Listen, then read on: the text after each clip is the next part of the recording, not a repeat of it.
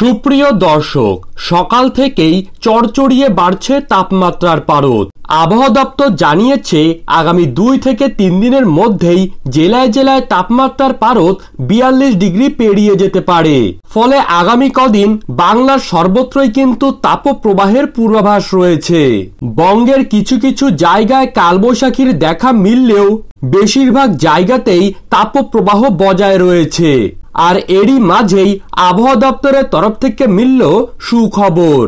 বঙ্গোপসাগরে নতুন করে তৈরি হচ্ছে লঘুচাপ, যার কারণে দক্ষিণবঙ্গের 5 থেকে 6টি জেলা এবং উত্তরবঙ্গের 3 থেকে 4টি জেলায় হতে পারে আকস্মিকভাবে শিলাবৃষ্টিপাত ও কালবৈশাখীর ঝড়। তো দর্শক, ঠিক কবে, কখন, কোন সময় থেকে বাংলার কোন কোন জেলায় ধেয়ে আসছে কালবৈশাখীর ঝড়, তারই পাশাপাশি কোন কোন জেলাগুলিতে ঠিক কতদিন পর্যন্ত বজায় থাকবে তাপপ্রবাহ, এই বিষয়ে আবহাওয়া দপ্তরের তরফ থেকে কি কি গুরুত্বপূর্ণ আপডেট জানিয়ে দেওয়া হয়েছে, তো তাই কিন্তু আমি আজকে আপনাদেরকে জানিয়ে দেব এই ভিডিওটির মাধ্যমে। বিস্তারিতভাবে জানতে হলে অবশ্যই ভিডিওটিকে শেষ পর্যন্ত মনোযোগ সহকারে দেখবেন এবং আপনার জেলার আবহাওয়ার যে কোনো গুরুত্বপূর্ণ খবরের আপডেট আপনি যদি সবার প্রথমেই পেতে চান তাহলে অবশ্যই চ্যানেলটিকে সাবস্ক্রাইব করবেন এবং পাশে থাকা বেল আইকনটিকে প্রেস করে রাখবেন। তো চলুন দেরি না করে এক নজরে দেখে নেওয়া যাক।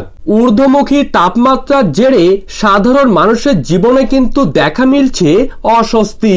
কিছুদিন আগেই বেশ কয়েকটি জেলাতেই ছিটে ফোটা বৃষ্টিপাত হলেও বেশিরভাগ জেলা কিন্তু বর্তমানে রয়েছে শুষ্ক। বৃষ্টিপাত না হওয়ার জেরে বর্তমানে চাষি ভাইদের পাট চাষে কিন্তু দেখা মিলছে ক্ষতির মুখ। আবহাওয়া দপ্তর জানিয়েছে আগামী 48 ঘন্টার মধ্যেই দক্ষিণবঙ্গের হাওড়া, হুগলি, উত্তর 24 পরগনা, দক্ষিণ 24 পরগনা, নদিয়া, মুর্শিদাবাদ, ঝাড়গ্রাম, পুরুলিয়া, বাঁকুড়া ও বীরভূমের বেশ কয়েকটি জায়গাতেই বিক্ষিপ্তভাবে কালবৈশাখীর ঝড় বয়ে আসতে পারে। তার সাথেই উত্তর 24 পরগনা, দক্ষিণ 24 পরগনা ও 2 মেদিনীপুরে থাকছে শিলা বৃষ্টিপাতের পূর্বাভাস। অপরদিকে উত্তরবঙ্গের ক্ষেত্রে কোচবিহার, আলিপুরদুয়ার, জলপাইগুড়ি, কালিম্পং ও দার্জিলিং এ রয়েছে বিক্ষিপ্তভাবে ভারী থেকে মাঝারি বৃষ্টিপাতের পূর্বাভাস। এবং বাংলাদেশের আবহাওয়া রিপোর্ট অনুযায়ী বাংলাদেশে মোট 45টি জেলাতে বর্তমানে তাপমাত্রার পারদ 40 ডিগ্রির ঘরে বিরাজমান রয়েছে।